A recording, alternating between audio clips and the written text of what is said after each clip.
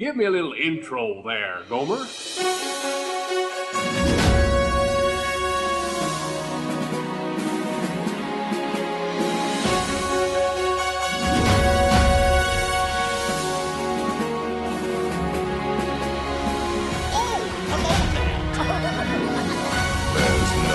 turning back now. Let's put on the show. You're listening to the Station 71 podcast. My name is Mario, and this week I'm joined by my co-hosts, Beth? And Brian. So we've got a, I guess, fun topic. We're going to talk about some things that Disney does that bug us. We're going to be doing Disney pet peeves for this week, but we've got a lot of things to talk about before we even get there. So let's dive through our news as always. First thing that we've got on this list, I'm going to go backwards for you guys, since my exciting news topic is at the top of this list.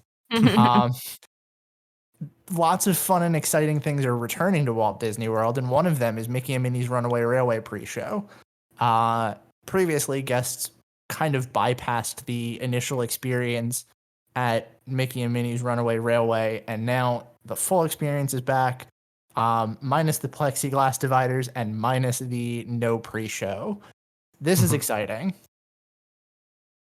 Yeah, I have yet to see the pre-show, so I'm excited to see it. I've been on the ride twice now, but I don't know what the pre-show is like at all. So I've read in this article that the pre-show is pretty important to setting up the plot of the attraction, so that'll be nice to have that piece that's been missing so far. Yeah. Well, I'm kind of excited that I haven't been on it and still, so that now when I get to do it for the first time, it will be the full experience. Oh, nice. Yes. One of my favorite things, like COVID things that happened at Walt Disney World is the pre-show, like, discussion that happened during Mickey and Minnie's Runaway Railway, because while you were standing in line, they basically tried to give you a TLDR of what you were doing, which was interesting. Wait, like a cast member? No, the overhead announcement. Did you miss that? Oh, no, I never heard it. So there was an overhead announcement, and I guess this is like, I don't know that this is necessarily spoilers, but the general premise is you're stepping into a Mickey Mouse cartoon. Like, right. We all know that. So the overhead announcement would basically say the bit about that, and then I'm trying to make this as spoiler free as possible. They would say like the bit about how you're stepping into a Mickey Mouse cartoon and how, like, what happens in the cartoon, but very briefly. So they tried to do it, but it didn't necessarily work out the way that we would expect it to. Well, I never heard that announcement, so I was just going with the flow. Right along. Yep.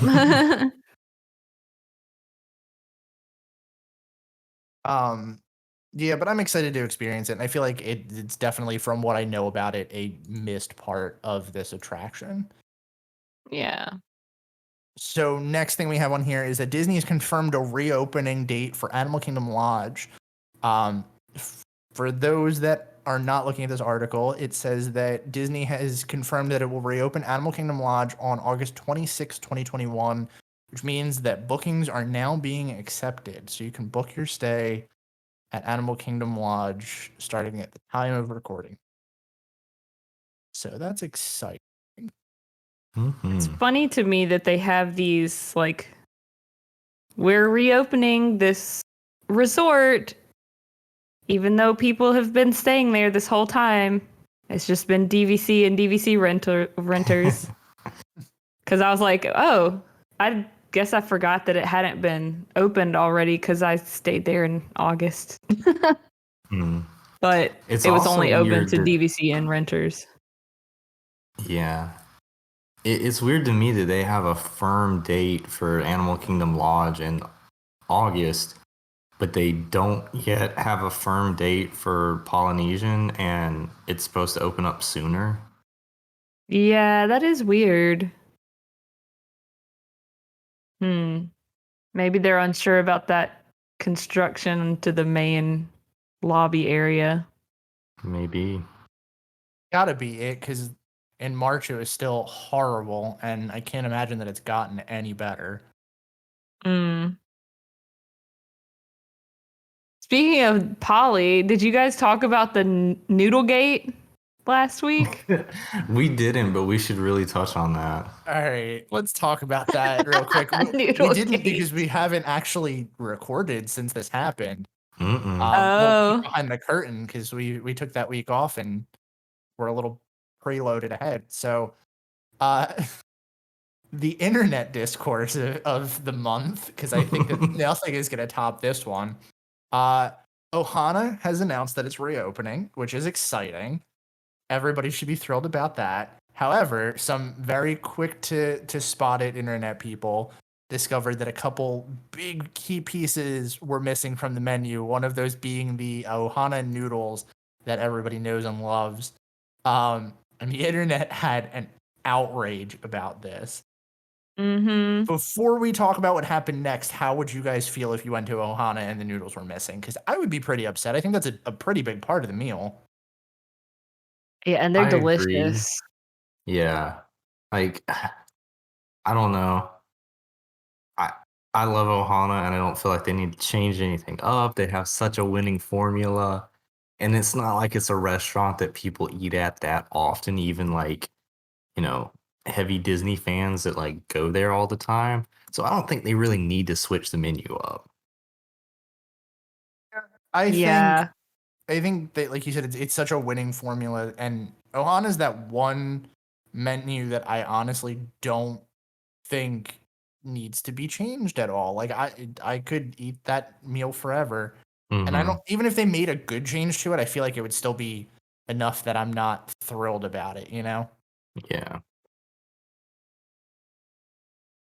I just thought that was so funny that everybody's like, the noodles are gone. The noodles are gone. The noodles are gone. And everybody got so mad, and there was so much uproar that Disney's like, no. The noodles are back. They're back. Don't worry about it. But you know what? I think this, more than any other news story that we've had in the last couple of years, has confirmed to me that Disney puts this stuff out there for people, and they want to gauge people's reaction before they make a decision. Because I do not think that if Disney was going to make this change with this restaurant opening up very soon, like, I don't think they would have announced it if they didn't already have, like food suppliers lined up for all the food that they're going to serve with all this rice that they're going to replace all these noodles with. So I don't think Disney ever intended to do this unless it was getting a positive response from people. Oh yeah. Which is, it's funny because, like, I will admit I am usually on the team of Disney does not care because Disney has your money either way. I think this is an instance where they've kind of proved that they do sometimes listen to the consumer. Yeah, when there's enough negative feedback, they definitely pay attention. Or, maybe they were going to have noodles back on the menu the whole time, and they just wanted more people talking about it. And they thought, what can we leave off the menu? What can we leave off the menu that's going to really get people talking? The noodles. The noodles. The fact that it was trending on Twitter still has me like, did that actually happen? Because not even like Disney or anything like that, because I've seen Disney trend, but Ohana itself was trending. Yeah. That's pretty wild. So ridiculous. Well, nobody cared about the other changes to the menu, just the noodles being gone. No. I mean, that's what I would care about too, not gonna lie. Yeah. So, a final news story that we have on here, just to kind of wrap it all up so we can talk about our topic, is that fireworks are returning to Walt Disney World starting July 1st. If you're planning on going down for July 4th or anything that week, you are in luck because Happily Ever After and Epcot Forever will both be back. There is no word on Fantasmic or the Star Wars Celebration, I think, is the one that they're doing at Hollywood Studios still. However, the two big players in this, Epcot Forever and Happily Ever After, will be, coming back. Mm-hmm. This is exciting. I mean, I feel like it's the biggest piece that everybody's been missing, from pre-COVID Disney. So Yeah. it's gonna feel, even as somebody like I enjoy fireworks, but I'm not, I've seen them a lot, so I'm usually not super pumped about going to see fireworks while I'm at Disney. But like just the fact that they'll be happening, even if it's like in the background and I'm not actively watching them, it's nice to know that they're back. Well, and I think this is the perfect time for it too. This is like when it needed to come back. Mm-hmm. Yeah, I don't think I realized how much ambiance the fireworks added to Magic Kingdom until they were gone. And also I feel like this is really smart on their part with summer, being a busy time of year with kids being out of school and families taking the kids to Disney World. It's going to get people to stay later or, take that midday break and come back for the fireworks, which they have not been doing, obviously, because there's no reason to come back late at night unless you, are just a nighttime person. Yep. Yeah. And I feel like we're going to see a lot more of this stuff happening as summer comes out, as we start to see, like, I think they've already extended Magic Kingdom's hours, which makes sense, obviously, for them to be doing with the fireworks coming back. So it's exciting. I'm interested to see what comes back next and where we go from here. I think that this also is kind of foreshadowing that they maybe do have some 50th special thing up their sleeve. Because they're like, let's bring back the fireworks so that people are used to them being there again. And then we'll announce that we have a special show for the 50th. I would be very surprised if they don't, because I feel like it's one of the few things that they could put together in the very limited time that they have before the 50th. So yeah, I'm fully expecting special fireworks. I'm always going to be skeptical and say no, I don't think we're getting anything special for it, but that's just mostly because of how they've handled it so far. I will be happy if we do. Don't get me wrong, I'll be thrilled if we get something, even if I'm not going to see it, but I feel like it's too close.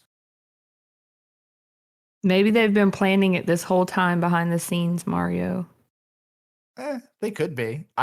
This is that instance where I would love to be wrong. I would very much love to be wrong about this because I feel like it's something that a lot of people want, and I think it would make a special fireworks show or even a special parade would make the 50th like that much more valuable for people. I don't know. Well, that brings us to our topic this week, which I'm pretty thrilled to talk about. Our Disney pet peeves, things that we think Disney could do better or bug us about Walt Disney World. Oh, before we do that, we have housekeeping. I'm jumping the gun here. Beth, would you like to take care of the housekeeping? Well, by the time this comes out, won't it be too late? True. Never mind. We don't have housekeeping. Don't listen to us. Actually, housekeeping, if you're listening to this, you can go listen to our Loki Disney Plus Watch Club on our Patreon. So plug for the Patreon. There we go. Nice. Listen to Brian talk about a Marvel thing that he doesn't really know a whole lot about. Yeah, which I still haven't watched yet as of this recording, so I'm really excited to see what you think of it. I'm curious too, because like I mean, this is like the litmus test for if this series holds up on. I mean, not that my opinion is like the end all be all, but like I'm gonna be watching it as somebody that hasn't really watched many Marvel movies to see if it stands on its own, at least in my opinion. So yeah, I'm kind of Yeah. curious for this. It'll be interesting to hear your perspective for sure. So, show topic. Let's talk about some pet peeves. Let's get people angry. Yeah. I know. I already feel like we're gonna get some comments from this one already. This is one I would like to hear the comments on. To be completely honest, I would like to hear if something that we complain about is something that you think is fair, or something that you may actually enjoy. I know some of the ones I have on here are going to be stuff that I feel like people are either going to have issue with me mentioning, but I think same here. I've got some people are going to be rolling their eyes. I already know when they listen to some of mine. So yeah, and I think this is a fair one to open up a lot of discussion on. So I'm excited to see what kind of feedback everybody has. Just a reminder, best places to give us any kind of feedback would be our Discord, which you can find on our website. Link in our Instagram bio. Yeah, there. We have a link tree to all of our platforms and stuff on our Instagram bio. So that's probably the easiest way to get a quick click link. I also want to plug our email because I feel like I haven't said that in a while, and that is usually a decent way to get in touch with us too. station71podcast@gmail.com. So shoot us your we used to get a lot of emails. Yeah, I feel like as we've opened up social avenues and I've stopped really mentioning it, we've gotten less emails. So throwing that out there now, if you have anything you want us to talk about, that's another good place to send it. Yeah, send us your topic ideas. Fun. Yeah, the Discord is a lot more fun. True. So, discussion about some things that we hate that Disney does. Does anybody have anything they want to start us off with? Is this specific to the company, or is it things that people do in the parks? Because I kind of made a little list for each. I have some of both in mind, just mixed in there. I feel like we're gonna... Yeah. I wasn't sure. It's funny you say that because I was like discussing this with Jordan and like just trying to, spitball some ideas to get my mind running on it too. And I was like, Jordan, what's some issues that you have, like some pet peeves with Disney? And she had a one-word answer for me, and it was people. So yeah, that's definitely a big one. Certain types of people and behaviors of people. Yes. Do you guys want to start with our qualms with the company and then work our way down to the people that make the company profitable? Let's do that. So I think mine is probably a good one to start with, just because I've said this a lot. One of my biggest pet peeves that I have with Disney is when they take something that was part of the vacation pricing or the package included and make it a paid premium. Biggest example, obviously, is the after hours events and extra magic hours. We saw less of those and then more of the paid premium after hour service. I've always had a big pet peeve with that. And I feel like that's no surprise to anybody that's ever listened to our show, because I'm extremely vocal about that. Well, I mean, it's good to start off with that one because I don't is anybody on the other side of the fence with that? Like, I feel like everybody hates that it's slowly been moving more towards that. Was my number one on the list was blatant money grabbing, quote unquote, offerings. I've had conversations. I've had conversations with people where they've said like they understand why they do it, not that they love it, but like at the end of the day, Disney being a business and having to make money, it's understandable, but that doesn't mean that I love it. And I think that that's a thing that nobody should really like. That said, people are going to pay for them, so it's not like it's going away anytime soon. Mm-hmm. Well, here's the problem is that I understand the concept of why they do it, but I don't think that it's not fair logic. You know what I mean? It's like the reason that they keep increasing prices on stuff It's not because it's getting more expensive to operate. It's not because they need, more this, more that, whatever. It's, I'm sorry for getting a little political here. It's to keep lining the pockets of the shareholders and the executives. And until everyone at Disney World is making a living wage, I don't think that they should be doing that. But unfortunately, is the reality of a corporation in general. So I'm stepping down from my soapbox. No, I mean, I think that's a great point, and not even like, I mean, obviously the living wage thing would be great, but also, they're not even back to full staffing like they were before pandemic.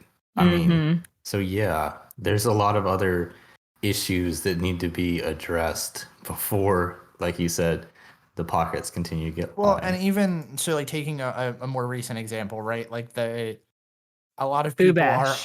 yeah, I was just gonna say a lot of people are up in arms about Boo Bash because it's basically not even like this is a weird gray area for me because I'm kind of like in the middle, split on this.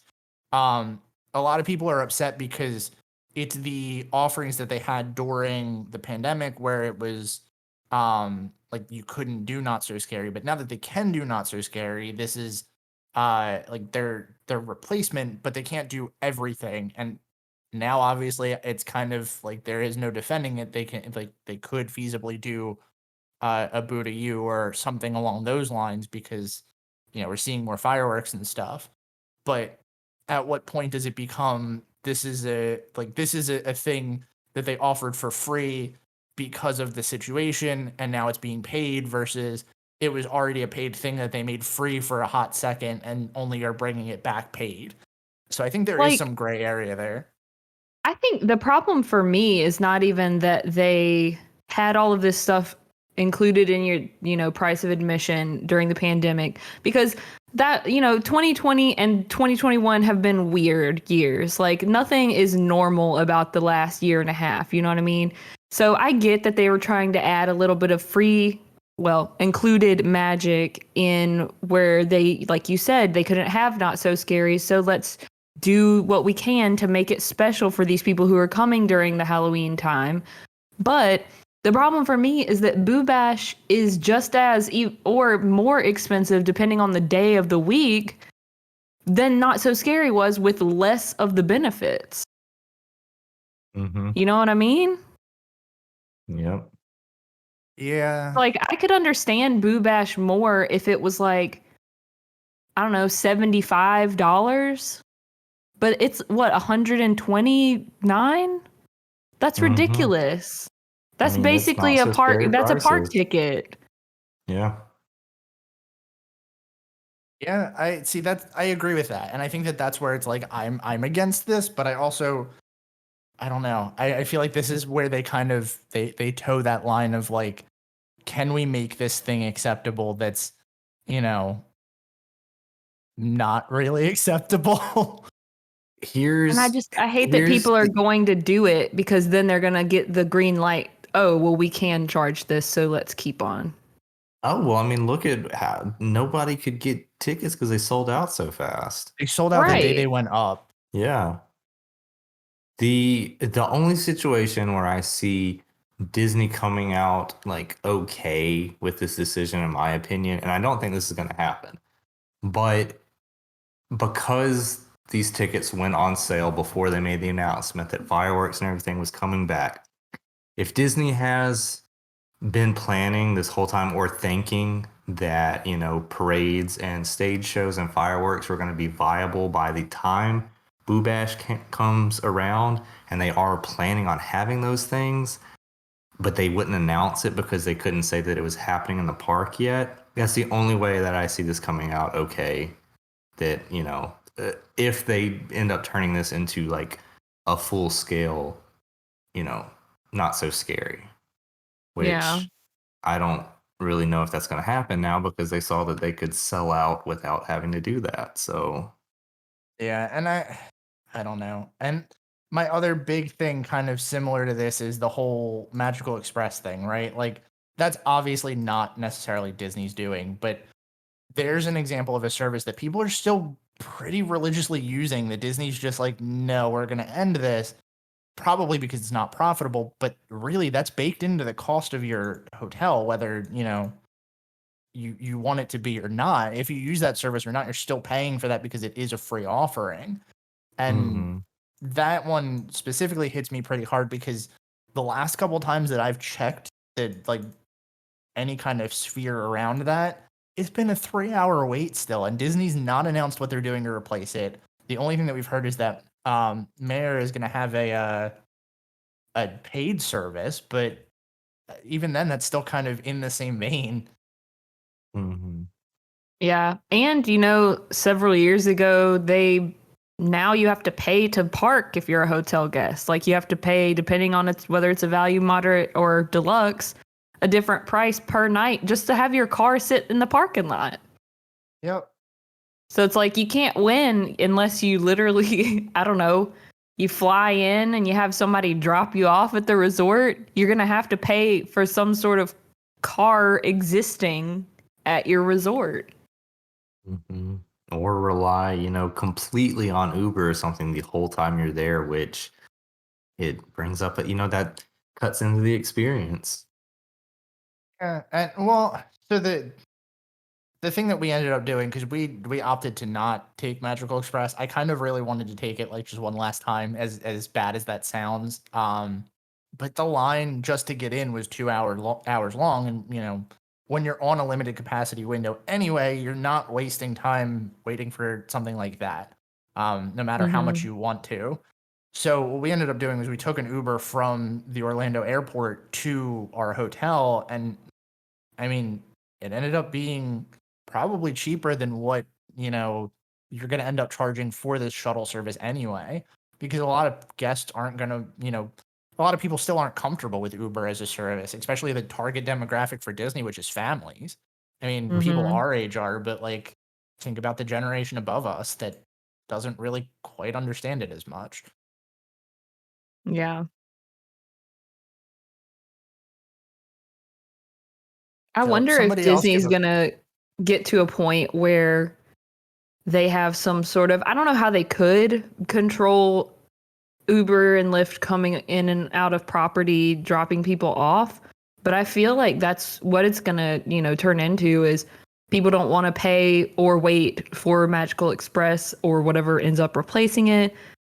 So everybody starts using Uber and Lyft, which obviously they have tried to do their version of that with the minivan service, but that's so expensive that unless you have a big family, you don't want to use it. So I feel like they're kind of messing themselves up here. Like they're creating a problem that they're not going to be able to monetize eventually.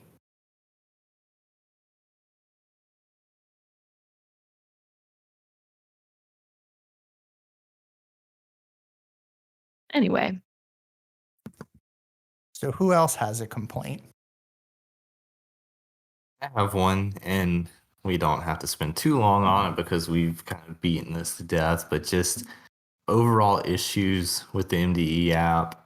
And not even like my big issues with it aren't just the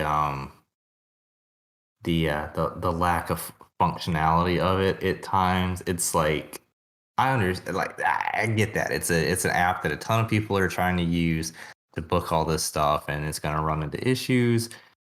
That is going to happen. But what I really don't like is kind of like the planned issues, like the functionality that Disney purposefully takes out of it, like having inaccurate wait times that they know are not accurate to try to move people around the parks, or like I've said on here before, as being someone that's kind of local, I would love the ability to be able to, select a ride or a restaurant that I want to go to and then be able to select the day after that.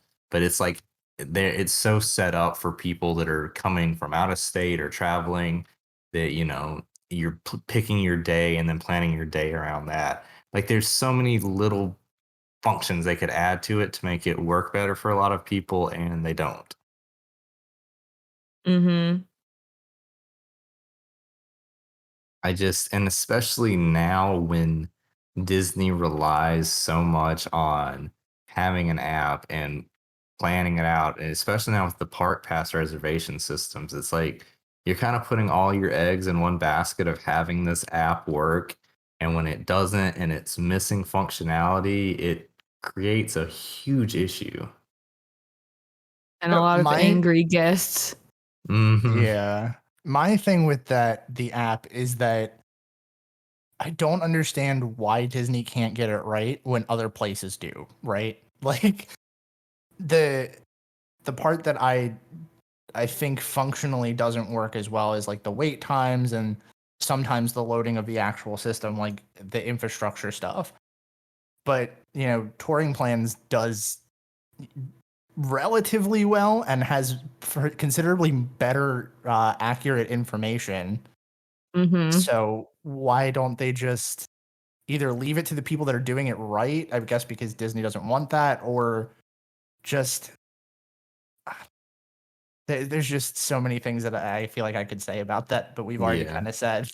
So I've used touring plans before, but I actually never had a subscription for them. And the last time we went, like a month or so ago, I finally signed up for it and downloaded the app and everything. And it was probably the best money I've ever spent at Disney.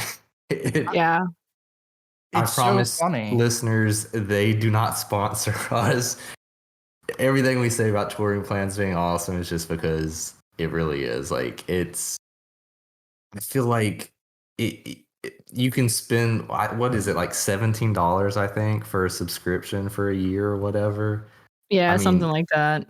That's like you and one other person getting a snack somewhere, like skip Right. that and download touring plans instead.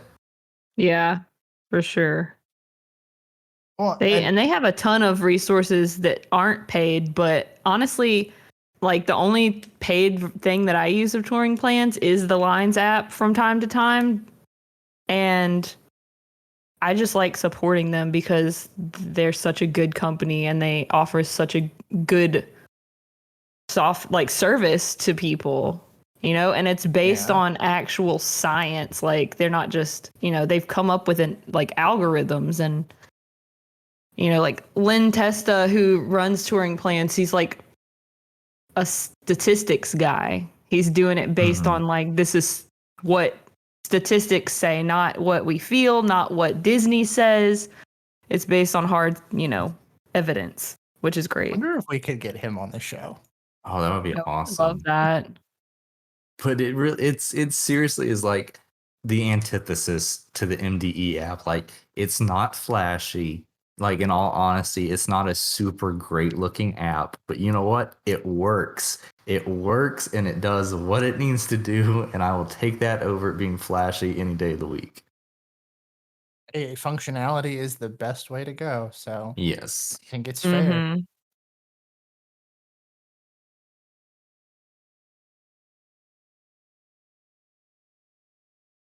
All right, Beth, what you got? Yeah, what do you got? Well, this is not as big a deal as the things that we've been talking about, but one of the things that I feel like has become a big issue in the parks lately in the past, however many years, is merch scalpers and Disney's absolute lack of trying to control them in any capacity. It's like, oh, well, we have, you can only buy 10 of these limited items per purchase. So, yeah, you could get in line and buy 10 of them and then, get at the back of the line and buy 10 more and so on and so forth. I'm just like, do you really think that this person has 30 friends that they're getting these gifts for? No. Yeah. And I know that Disney's making money either way, which is why they don't care.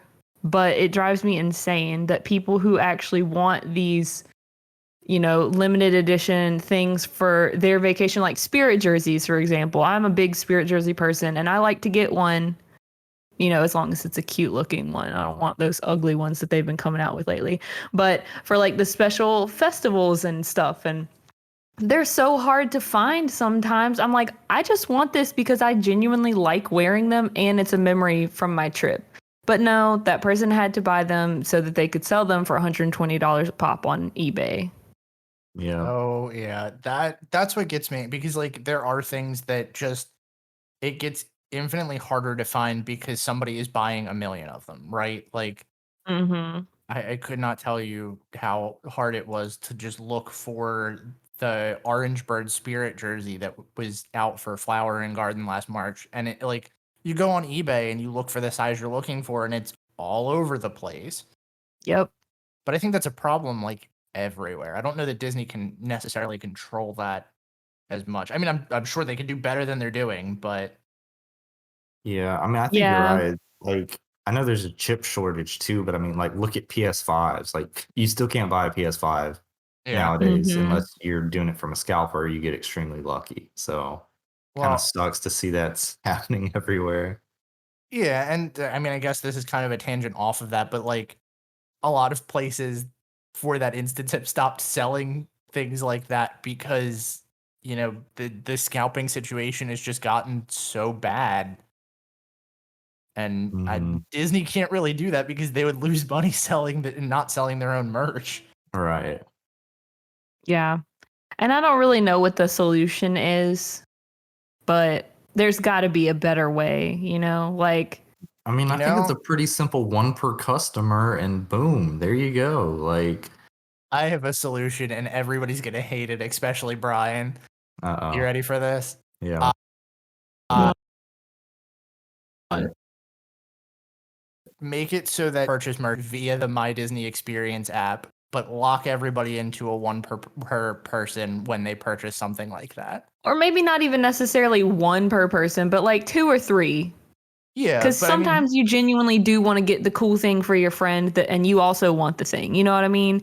But like, yeah, I think that's a good idea is you have to make an account and you have to buy it through the account, whether it's in person or on the app, like you said, but at least that way it's not so easy for the scalpers to just go and buy bags of Splash Mountain plushies. You know what I mean? Hmm. Yep. yeah. Like, oh, well, then they have to, they can buy three, but then they have to make a new account, link, whatever to their credit card and stuff to it. And by the time they do that, buying three at a time, it's not worth it anymore. And honestly, if they go through all that trouble to get it, like, I go for it. You can have another three. Yeah, at that point, Yeah, let them if have they're it. opening up another credit card just to be able to buy Disney stuff. Like Yeah. that's Right. dedication that I don't necessarily want to support, but like at the same time, go for it. You've deserved it at that point. Right. So one of my complaints, and I feel like this is I'm complaining about things that I feel like I complain about all the time, but one of my biggest gripes with Disney is lack of care for placement of things, and that's I'm trying to very carefully word this because I don't want to say bad theming when this kind of sounds like I'm complaining about bad theming, but the biggest example of what I'm trying to talk about is the current state of Hollywood studios, right? So I think the transition from Toy Story Land to Galaxy's Edge could be significantly better by doing a couple little things here and there to make it seem like Galaxy's Edge is a set toy piece in Andy's backyard. That's cool. However, Mhm. the rest of the park does not flow together at all.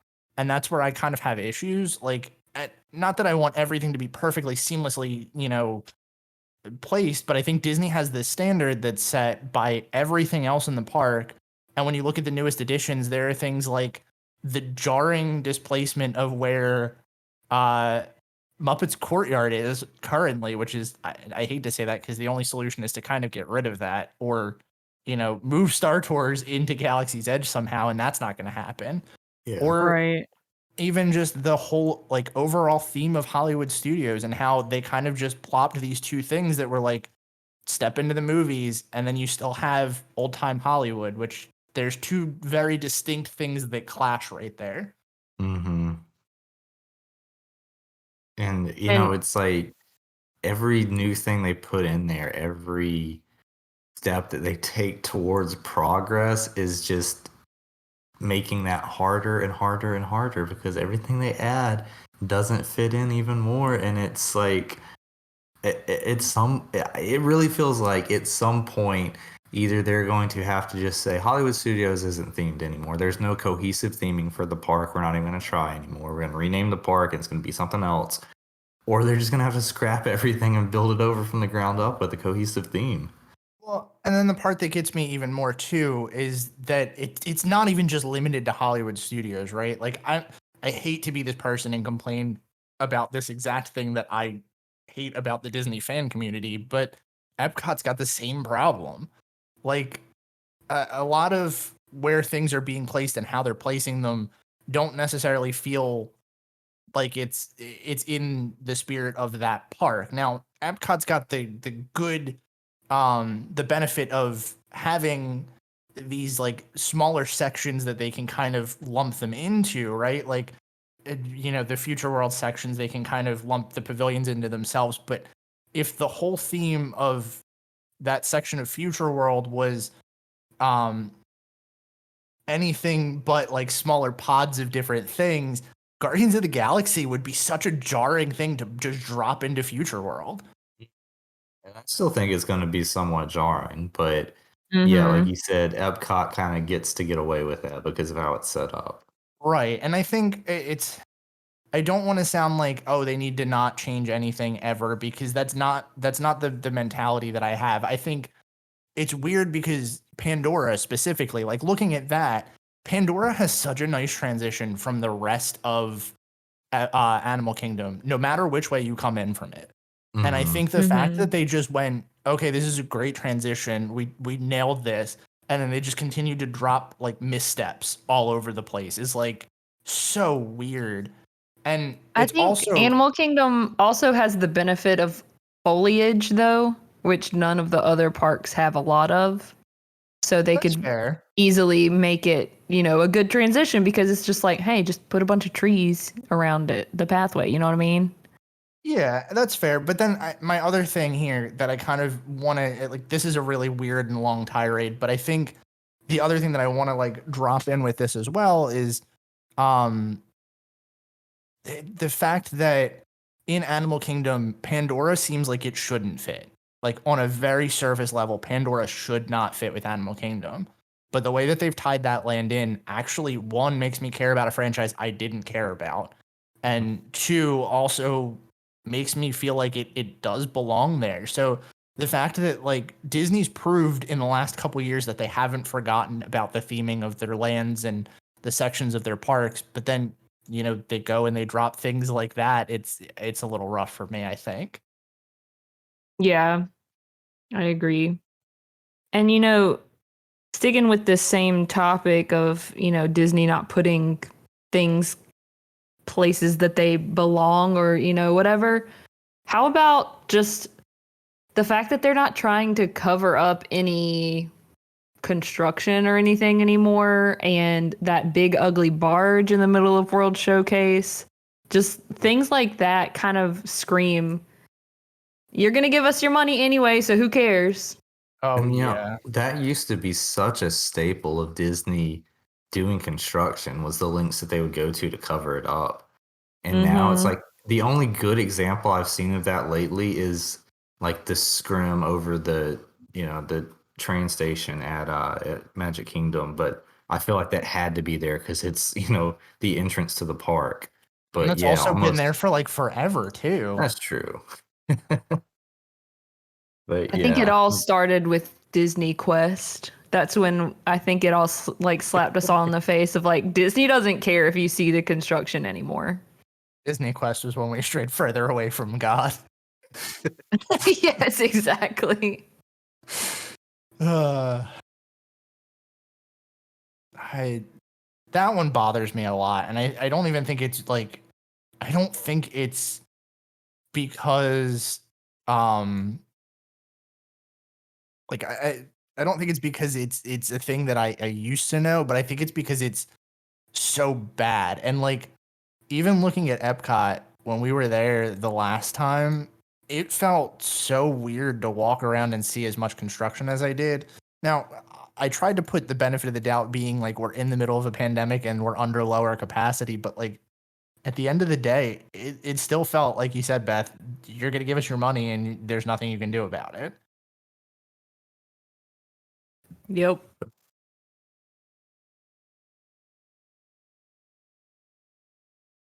So, do you guys have any more qualms with the company or the operations? Oh yeah, here I have my stupid eye rolly one that's just like just a pet peeve for me. I know, but I absolutely hate like getting in the Magic Kingdom. I hate parking at the TTC. I hate having to take, a monorail or God forbid the ferry over to Magic Kingdom. And I know for a lot of people that's like a big part of the experience of like taking a mode of transportation and having Magic Kingdom revealed to you. But when it's like the 100th time that I've been to Magic Kingdom, I'm like so past the point of taking like another mode of transportation over there. I just want to get to the park like, 20 to 30 minutes sooner than I would if I didn't have to do that. Wow, Brian, why don't you just take the bus then? I mean, I drive, Again, feel I like know this is. I feel like if you're Yeah, taking the bus, you're still not getting there that fast. Yeah, no, that's true. accurate. But no, I mean, I understand what you mean, and I definitely see both sides of the argument because people that go a lot like us, I want to be there already. Yeah. But then every once in a while, I actually prefer the ferry most of the time because you get a nice breeze and you can enjoy the, I don't know, atmosphere of it. But then I also like the monorail because I like driving by stuff and looking at and going through the contemporary and whatever. But yeah, no, I understand both sides. So I can see why that would be a pet peeve.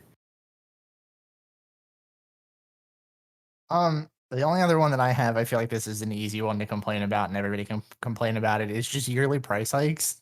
Like that kind of ties into my, first one, but I also think like the basis of just how much things are starting to cost, which like that's not something we're ever going to control, but it's something that bothers me, and it's not going to be make or break for me, I don't think, unless I get super priced out of Disney.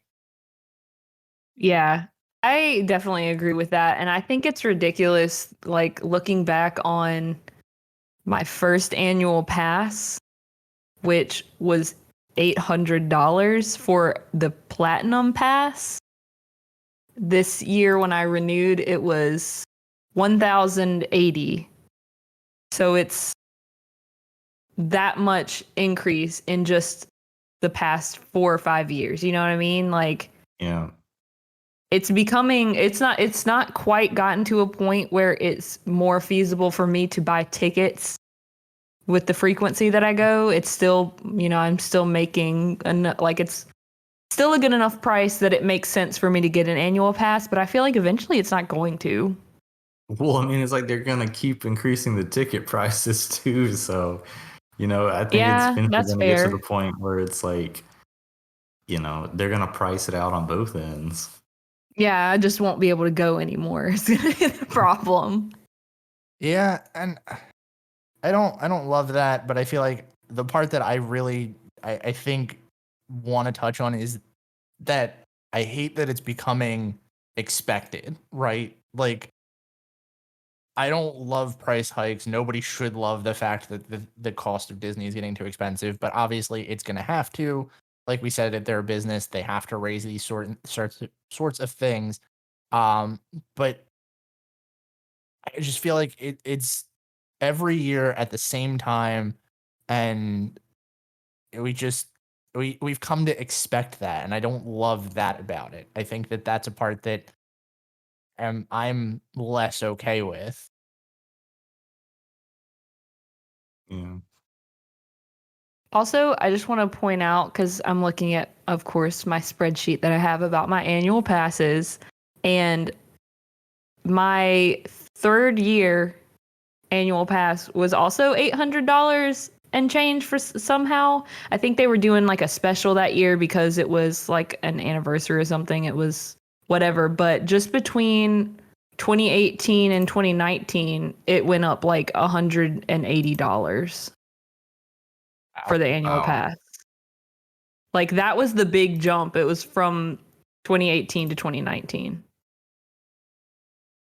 Well, I think this year too was like kind of eye-opening because me and Jordan, since we've moved to Florida, have always had the Platinum Plus passes just because we enjoyed the water park so much. And when we got our passes back, you know, they're not offering Platinum Plus right now, so we got the Platinum ones, and it's like, oh, yeah, it's like almost the exact same amount that we were paying, and it's like, oh, look, you can look at this exact time where Disney is making us pay for something, and now we're not getting like, you know, the water parks now. It's like, yeah, okay, they're gonna give us this basically the same pass price wise, but oh yeah, now you don't get to do this thing anymore. So Yeah. I don't love Again, that. it's just increasing costs with less benefits. mm-hmm.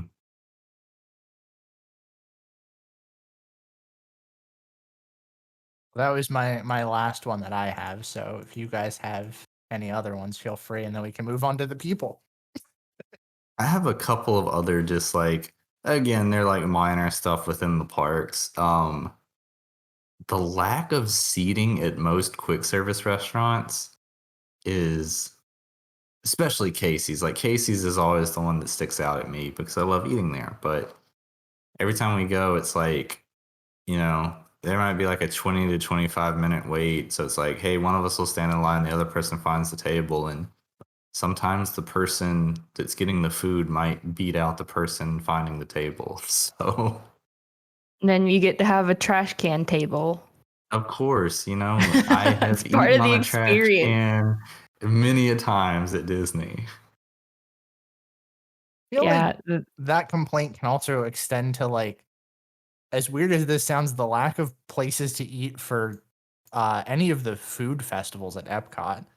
Like, Oh they yeah. kind of try to roll them out, but that's the time when you really start seeing people eat off of trash cans, which is Yeah.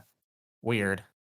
Well, the thing too, kind of on that, it's like, yeah, when they have a food booth and they set up like two standing tables next to the booth, it's like, okay, look, if you're not gonna really put in an effort, just don't even bother put the two tables out because that's not gonna do anything. Right. It's like you got 200 people coming through here an hour and you got two tables out there. Yeah, and you know, one thing that has happened during the pandemic that I kind of hope they keep around is that World Showplace building being accessible with kiosks and tables inside. Because I've never had trouble finding somewhere to sit or stand at a table there. I've not had to eat at a trash can at any of those kiosks, which is great. I feel like that was previously a wedding pavilion.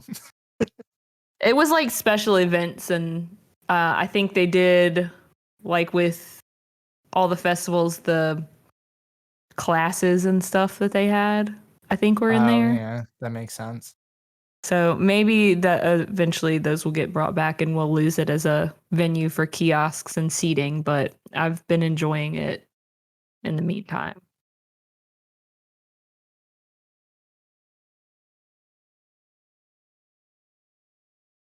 What else? I know we've got some complaints somewhere. All the rest of mine are about people. All right, let's move on to people then. What's your complaint about people? All right. This is kind of like a general statement, but just general obliviousness. I get it. Like, the parks are an obviously very magical place to be, but there have been people that I just don't understand how you can be so blatantly unaware of your surroundings that you are walking and then you just stop with people behind you, or you just are standing in the middle of a walkway, or you're walking 5 people wide. Do people not realize that they're being so much of an inconvenience? Do they not care? I'm sure there's a spectrum, but that is, if I had to pick a complaint about other guests in the parks, that would be it. Is just general obliviousness or lack of care how you're affecting other people. Well, kind of to touch on that, another thing that we talked about, like stuff that came up during COVID that would be nice to keep around. I loved when they had like, you know, walkways sectioned off and like arrows pointing the way you're supposed to walk. Like we should just implement that in the parks full time. Yeah, but nobody paid Yeah. attention to that. That's true. The same people stopping in the middle of the walkway aren't going to follow that. So Right. And the same people that did that were also the people that didn't pay attention to social distancing markers. So that's a whole nother complaint that I'm glad is not one that we need to talk about on here. Oh man, you know though, that's one thing that came of COVID that I just in general, not even just at Disney, is that I wish would stick around. It's just like, can everyone give me 6 feet of space indefinitely, please? Yeah. But Uh, that's never gonna happen now. no. It was nice for a time. It was the one silver lining of COVID is just everyone staying away from me.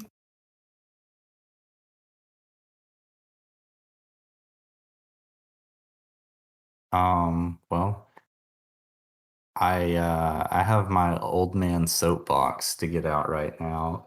And Do it. Can't wait.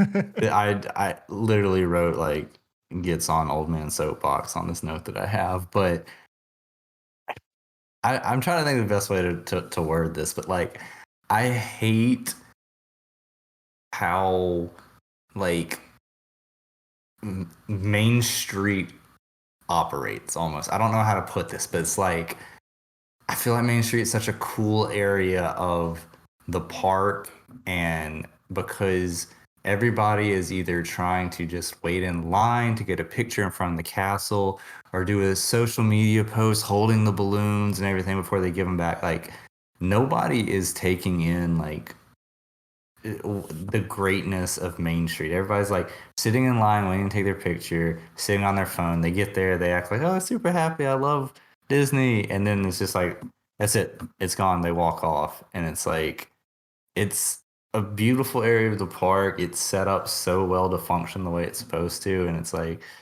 nobody appreciates it because they're just on their phones and trying to do the Instagram post. So Yeah, that is really unfortunate. And I think that is true of a lot of areas of the parks, is that people are just trying to go so fast that the beauty and ambiance is lost on them. Yeah. I don't even know how you would be able to like say they can do better there either. I'm trying to like go ahead. Well, one thing I think is that Main Street does not need as many PhotoPass like spots as it has. I know that people want a picture in front of the castle. They're always going to want a picture in front of the castle. That's fine. Like, I don't know. Me personally, I think the like getting a picture with the balloons is like, we don't need to do that.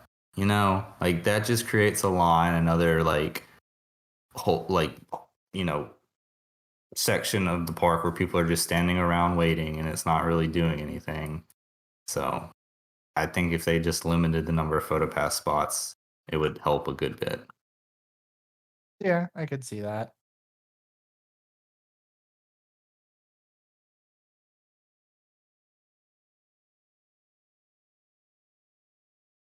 I have one that's kind of in the same vein. I wonder if it's the one that I'm thinking of. So please say it, because that kind of made me think of something else too. Okay, so one of the things that I put on here that I don't really see a whole lot of in person, but I see a ton of online in, you know, Disney groups and just general people talking and stuff, is people expecting the magic, or as I like to call it, entitlement.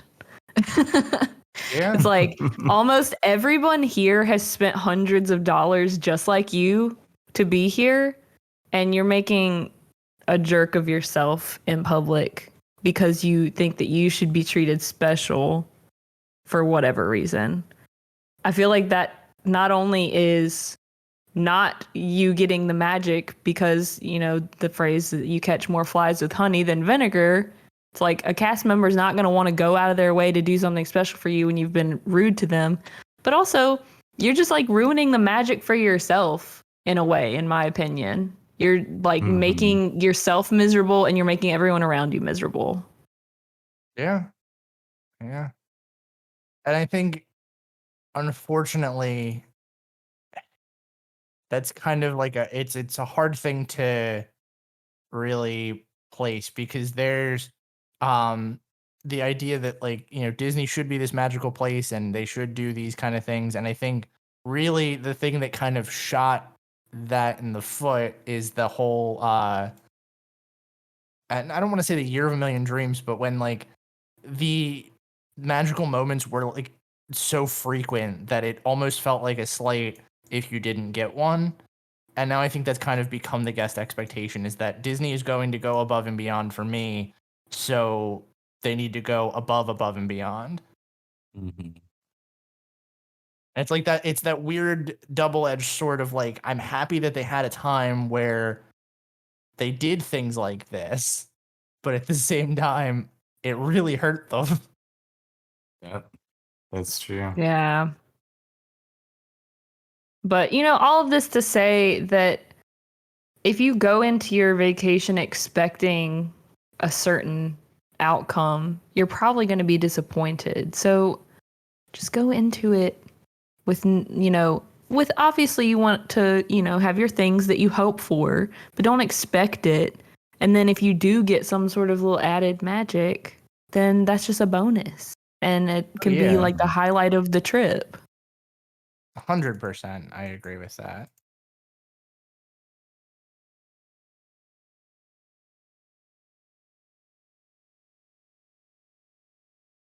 So the one that I had is I was thinking it was going to be in the same vein, but it's to a lesser degree. I don't like the culture around the internet that is Disney themed, and that all that to say, Disney is not a personality trait. Yes. My thought in how that tied in was, I was thinking Instagram walls specifically, Mm-hmm. which I don't dislike them, but it's just such a weird thing that Disney fans have done. It All feels that to say, less cool to take a picture at the wall now, Yeah. And everybody's on the hunt for the next Instagram wall. And Disney's purposefully manufacturing things for its Instagram ability. And it just feels Mhm. so, like I said, manufactured. It feels fake, and influencers. Oh my God. Just well, what really killed it was the "Meet Me at the Purple Wall" shirts. Yeah. That was where I was like, what? What are we doing here? And I Yeah. know it's kind of like, oh yeah, well, it was cooler before it got so popular, but it is kind of true. It's like, I don't know, it used to be this like kind of just in joke thing, and then yeah, Disney turned it into like a marketability piece. Mm-hmm. It's just kind of waiting. It's like a time bomb of what inside jokes does the Disney community have that are going to be targeted by merchandising next, Like, are they Mhm. going to start making jokes and shirts about the people mover cone? Right. I Like, wouldn't what if it be gets to that surprised. point? Would not be surprised if that's the next thing that we do. So, I don't know. It feels less authentic for sure to have, influencers going around making things popular rather than them gaining popularity on their own accord. Yeah. Yeah. I mean, but look at all the good stuff that we have got from Disney influencers, like figuring out which water fountain is the best to drink out of. Oh, Oh, God.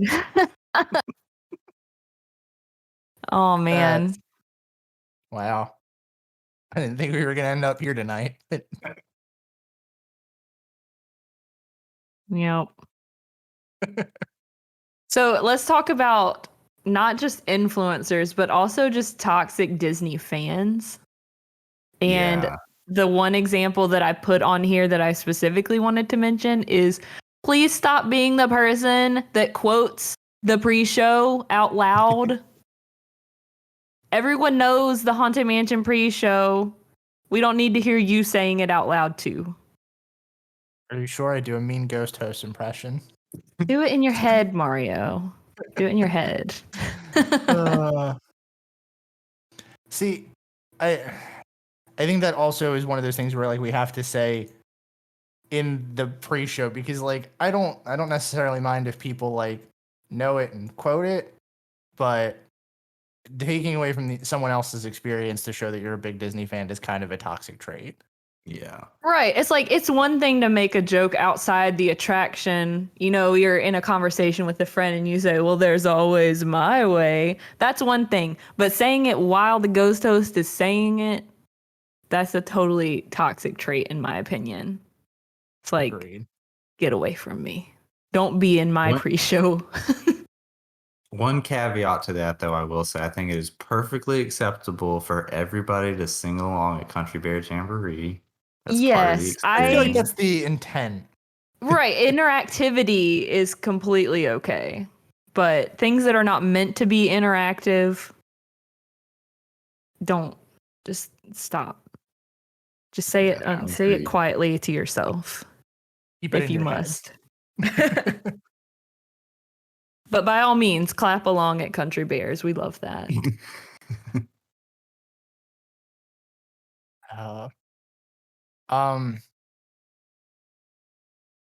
Okay. Here's a complaint that's, I feel like, not a complaint.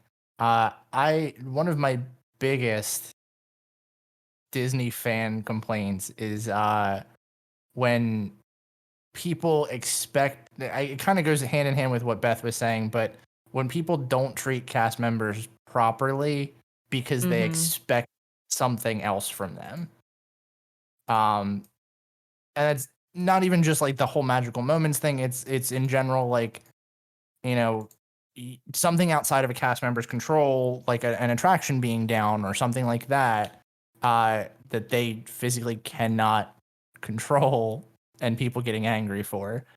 I think the pandemic really made my tolerance for that even worse, because I could not tell you how many times I saw people get yelled at for not wearing their masks properly when there's signs all around the park. Jeez.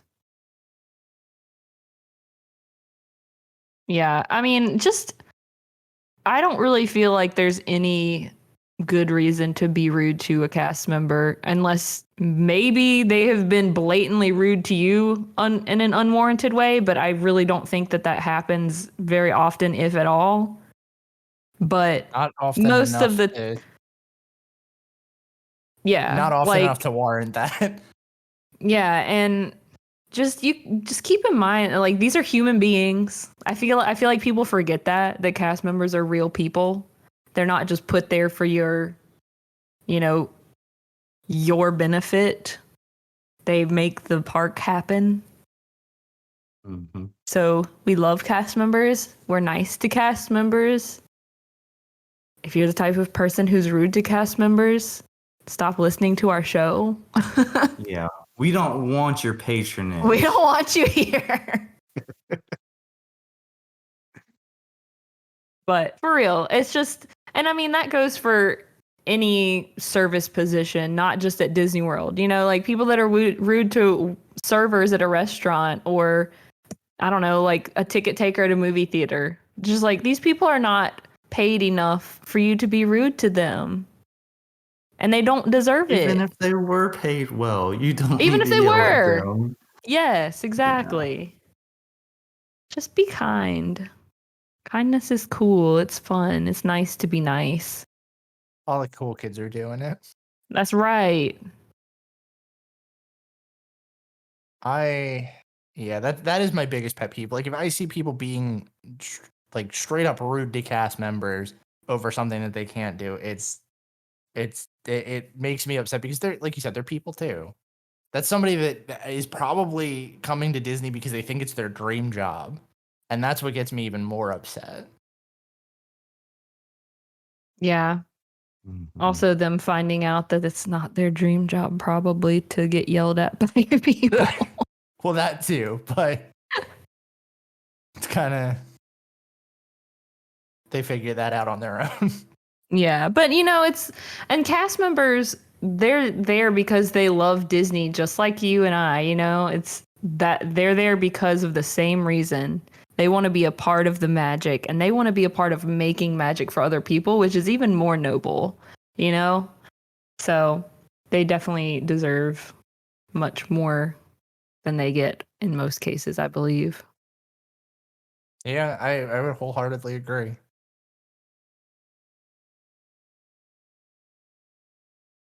So what else we Who got? else has the people? Yeah.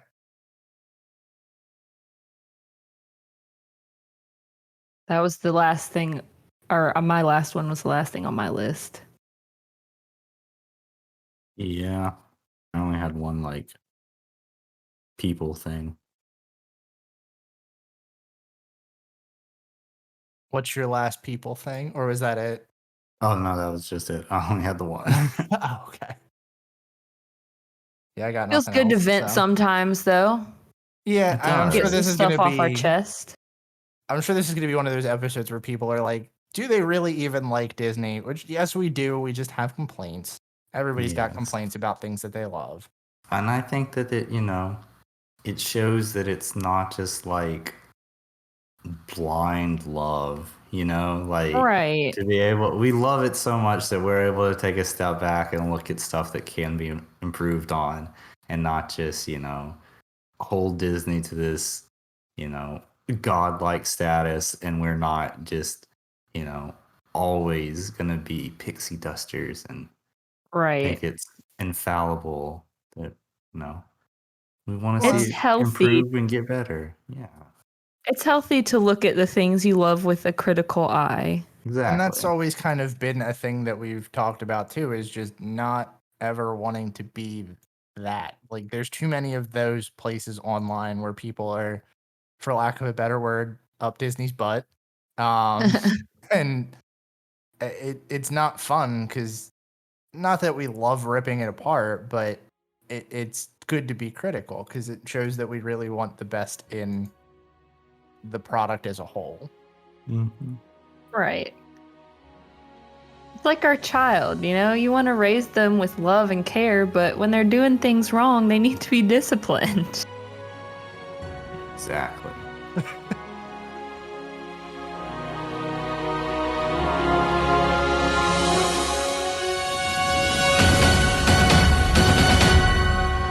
Please stand clear of the doors. Por favor, manténganse alejado de las puertas.